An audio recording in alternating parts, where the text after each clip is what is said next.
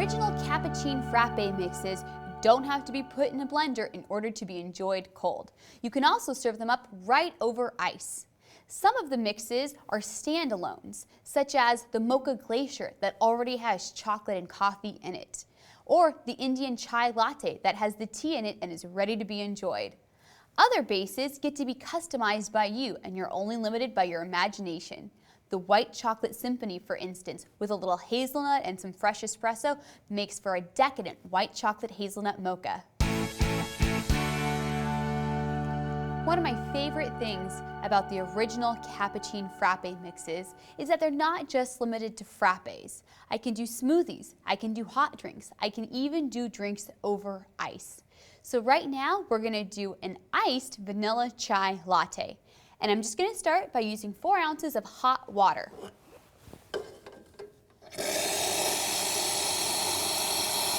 Now, I'm using water from the espresso machine, but you can get hot water from wherever's most convenient for you.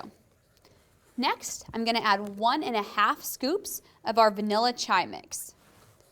Now, the reason we started with hot water is so that we can dissolve the mix really, really well. So now we're going to give this a good stir. And once it's all dissolved, we're going to add 4 ounces of cold whole milk. Again, I'm using whole milk, but you could use non-fat, low-fat. You could even top the drink off with just water the rest of the way if you wanted as well, and it would still be mighty delicious. So 4 ounces of our cold milk. Next, we're going to take our glass and fill it up with ice.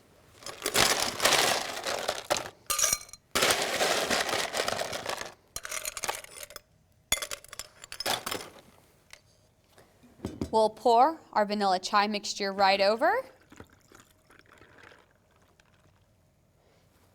Finish it off with a straw. And we have a great drink for tea and coffee lovers alike.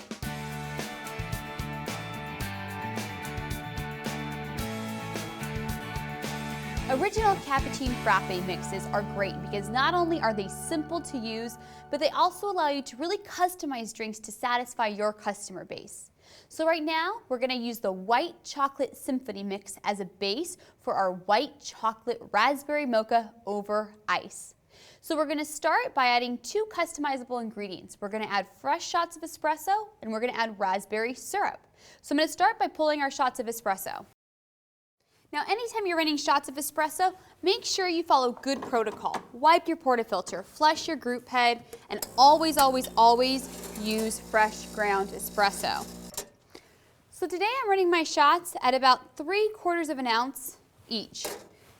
So I need 4 ounces of total liquid before I add my White Chocolate Symphony to this. So I'm going to add 1/2 ounce of raspberry syrup, and then about an additional 2 ounces of hot water. And I'm just going to use hot water from the espresso machine.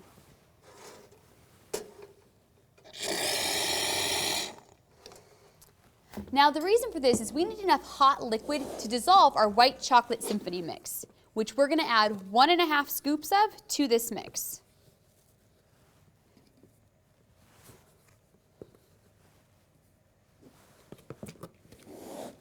Now we're going to give this a good stir and get it nice and dissolved.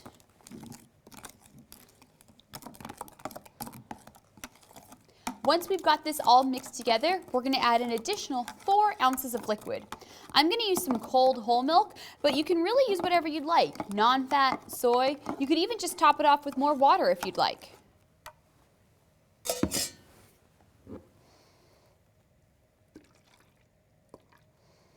We'll now go ahead, fill our glass with ice.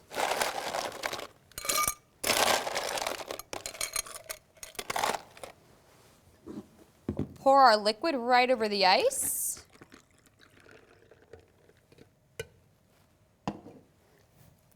Give it a straw, and of course on a mocha, you've got to have a little whipped cream. Delicious, a white chocolate raspberry mocha over ice.